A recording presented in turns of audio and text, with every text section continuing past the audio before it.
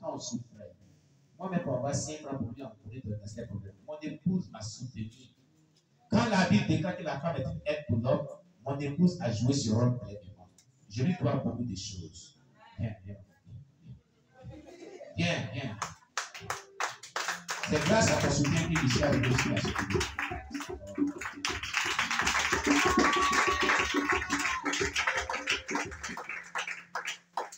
Elle m'a beaucoup soutenu.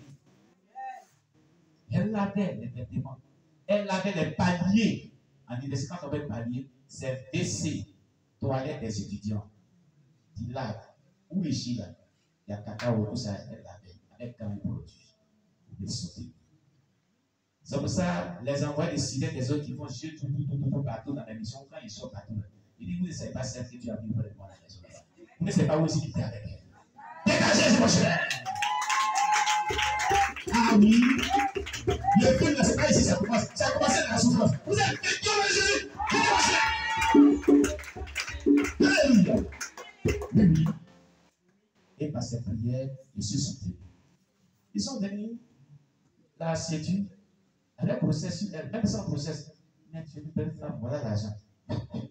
L'argent. Que tu viens se marier. Elle dit, monsieur, prenez-vous l'argent. C'est même maman là, quand je venais à l'événement d'événement, la nuit qui est venue la voir. Maman, ton mari te laisse ici, et puis il a gagné moi là-bas. Nous les bêtés, là-bas, il y a des jolies filles. Elles vont te raser, hein, maman. Elles vont te raser. On est venu à dire, il sait l'homme, il sait qui il est. Il sait qui il est depuis qu'il est mort. Il ne s'y tombera point dans vos péchés, dans vos pièges. Il ne va pas tomber dedans. Il est avec moi, il est avec moi. Au nom de Jésus. Une personne plus proche de sa famille. Quand je vais dire le nom, elle vient de dire, il faut abandonner ce là, tu vas pas souffrir. Voilà un instituteur qui veut te bannir. Toi, tu es derrière ta nom là pour toi-même. Il te donne quoi-même. Ce n'est pas ta souffrance. Viens, le monsieur là, il a ça.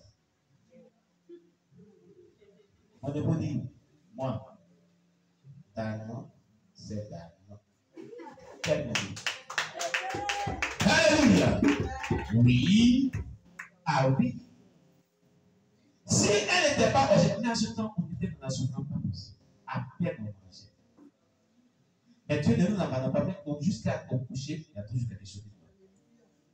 Il nous a vêtis de vêtements. On ne manquait de rien. Rien. Vous m'emmenez. Sur le cheminement de Canaan, la sédition, la tentation est là. La sédition, la tentation est là. Ils vont venir, comme le dit les Hébreux, ils vont venir miroiter le bonheur. De la base. Sois objectif. C'est que Dieu t'a dit là. Poursuis ça. Alléluia. Dieu dit Alléluia. Oui. Elle est enceinte de l'église. Elle allait voir maman à Saint-Pédro. Un monsieur là. Elle était. Quand elle est sortie comme ça, elle est fatiguée. Quand elle a la fatigue, elle est là. Il vient dire, madame, il fait des avances. Elle dit, mais tu ne vois pas ça là? Il dit, et alors? Tu es belle? Moi j'ai besoin de toi. Il dit, mais arrête pour ça, tu ne sais pas que ça a un propriétaire? Elle dit, je m'en fous. Il dit, je m'en fous. Il y a ça, et puis on fait. Il y a ça, et puis on met à la maison. Elle dit, il faut quitter le problème. Laisse-moi faire. Vous m'enverrez. Elle a traversé aussi. Oh. Ah oui. Ah oui. N'écoutez point les propositions de Satan quand vous êtes sur le chemin pour rentrer dans votre Canaan. C'est que Dieu vous a dit au préalable, suivez cela à la lettre. Alléluia. Je dis Alléluia. Alors, Moïse l'a dit, Gad, il a dit aux filles de Gad et aux filles de Ruben, vos frères iront-ils à la guerre et vous resterez-vous ici? Les bonnes terres là les ont séduits. séduire, il devait continuer le chemin.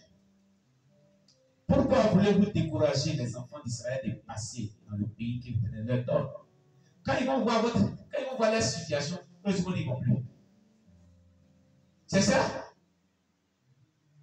Donc, au lieu de vous, si les personnes qui veulent se détourner de l'objectif et de la vision qu'on a, ne les suivez pas.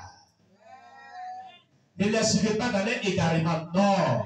Vous n'êtes pas venu ici pour ça. Celui qui te met dans une vision, celui qui te met dans un autre comportement, celui qui te met dans un système d'égarement, ne l'écoutez pas. Ne l'écoutez pas. Tu es là pour un objectif, tu es là pour quelque chose de principal. C'est que le pasteur Dieu lui a dit, fais ensemble avec lui. Alléluia. Alléluia. Tu comprends? Il n'y a pas de vision dans la vision. C'est vous les personnes là, vous avez vision dans la vision. Vous m'avez ils ont parlé de eux, non?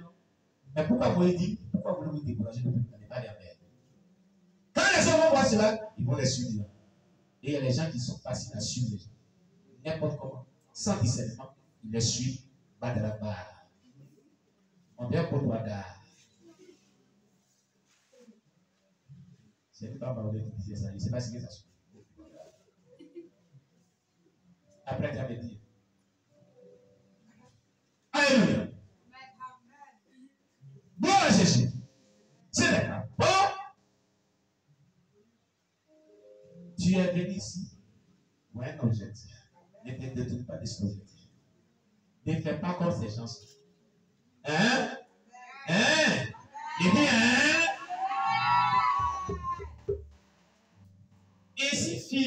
Ainsi fit vos pères.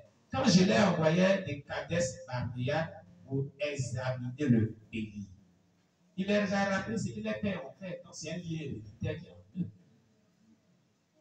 Ce que vos pères ont fait là, ils ont commis des bâteries là, ils ont fait les mêmes choses encore. Hein? Je les avais envoyés en mission. Ils ont fait la même chose. Vous les descendants là, c'est ce que vous êtes en train de faire. C'est ce que vous êtes en train de faire. Hein?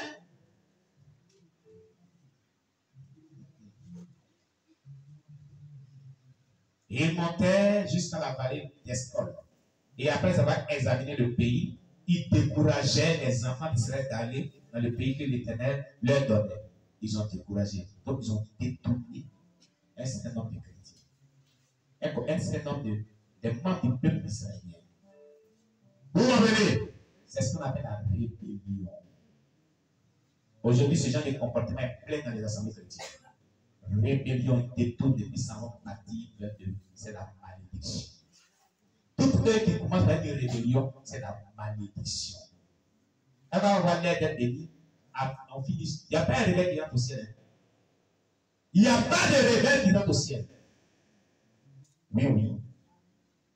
Si vous avez commencé une œuvre, tu es venu trouver quelqu'un dans une œuvre, tu le suivais comme premier responsable. Un matin, pour un boulot, comme tu es dans un autre pays, et puis il est dans l'autre pays, et dans le pays là, vous avez bâti beaucoup des années, il te lève un jour aujourd'hui, tu dis, c'est toi maintenant, toi tu te sépares d'eux. Aujourd'hui, tu cours partout. Et les gens te suivent. Tous ceux qui t'ont suivi, et tous ceux qui suivent sont là, rébellion. Toute rébellion a des conséquences. Si tu n'en réponds pas, jusqu'à la fin des jours, à l'enfer. Si tu veux, pour prêcher sainteté, du haut en bas, tu es dans une position de rebelle. Tu as commis de l'erreur grave, tu iras en enfer. Tous ceux qui te suivent iront en enfer. Ah oui. Fouillez la Bible.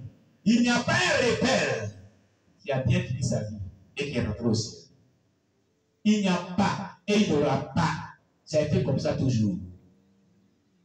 Je donne un conseil de tous ceux qui suivent des pasteurs rebelles, des docteurs rebelles, des prophètes rebelles, des apôtres rebelles, des évangélistes rebelles, des serviteurs servants de Dieu rebelles, qui sont rebellés de la mission où ils étaient, ont détourné les âmes pour les suivre. Toute rébellion et ceux qui les suivent iront en enfer. Il n'y a pas de pardon pour cette musique de rébellion. Hein? Allons la page. Allons-y dans Hébreux 10. Les gens pensent, on peut parler des preuves bibliques. Prenons Hébreux 10. Vous abusez. Rébellion dans le tête qui a suivi les gens là. Entêtement à la direction de la mission où tu étais. Et tu t'es rébellé avant de partir. Retourne-toi, demande pardon au fondateur de cette mission. Répands-toi. Reviens dans cette mission. Ne garde pas la position de rébellion. Tu vas dire que Dieu t'a dit de quitter. Mais tu as dit de quitter la rébellion. C'est ce que tu fais dans les bruits dedans. T'as dit, Hébreux 10, verset 26 à 27.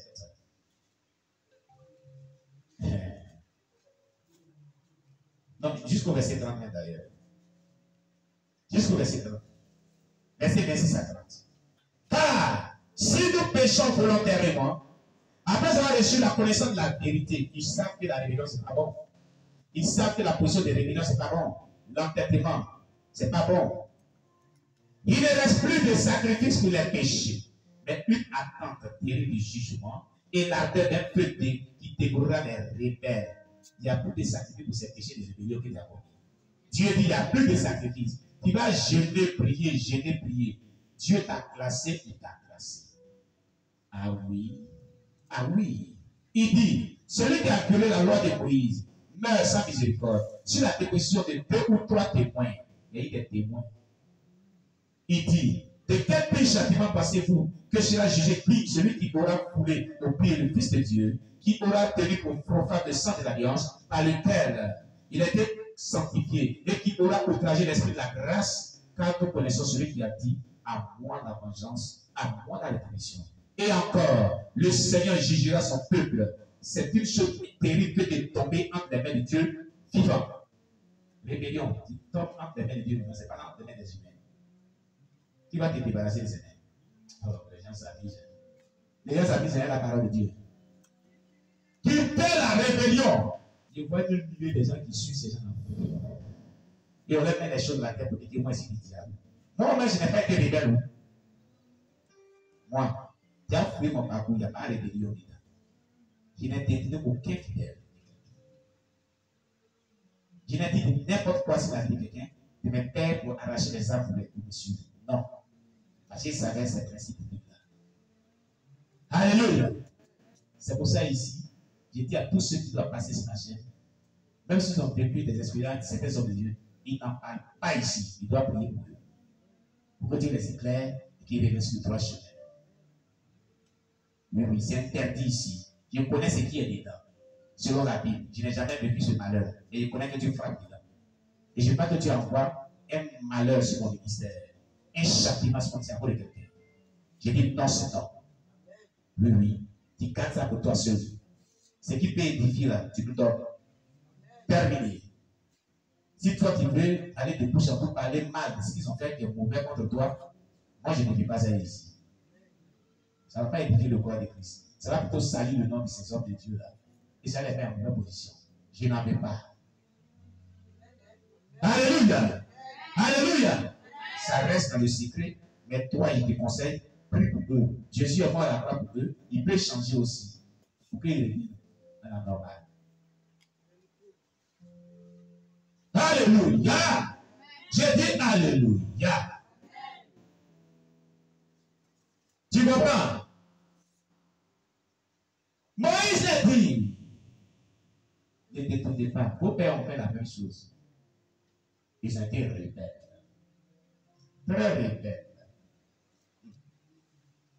La colère de l'Éternel s'enflamma ce jour-là et il jura en disant, ces hommes qui sont montés d'Égypte depuis l'âge de 25 ans, au-dessus ne verront point le pays que j'ai juré de donner à Abraham, à Isaac et à Jacob, car ils n'ont pas suivi pleinement ma voie. Écoute, cette dernière phrase-là. La cause pour laquelle Dieu dit qu'ils n'entrent pas, ils n'ont pas suivi pleinement ma voie. Vous savez ce que ça veut dire? Hein? Quand Dieu dit, voilà ce que tu vas faire, et il t'envoie quelqu'un dit, voilà ce qu'il faut faire, il faut suivre pleinement, avec exactitude, ce qu'il t'a dit. Il ne te ni à gauche ni à droite. Tu n'es pas là pour autre chose que de faire ce que tu as dit de faire. Est-ce que c'est ce qui est de la meilleure? C'est à cause de ça que tu es venu ici. À cause de tout ce qui s'est passé, tu es venu ici. Tu es venu pour un objectif. Il faut faire pleinement ce que Dieu t'a dit. Il faut suivre pleinement la voix de Dieu qui t'a entendu. Ce qui t'a parlé. Suis ça pleinement. Suis-toi pleinement. Les pères des Juifs n'avaient pas suivi pleinement la voix de Dieu.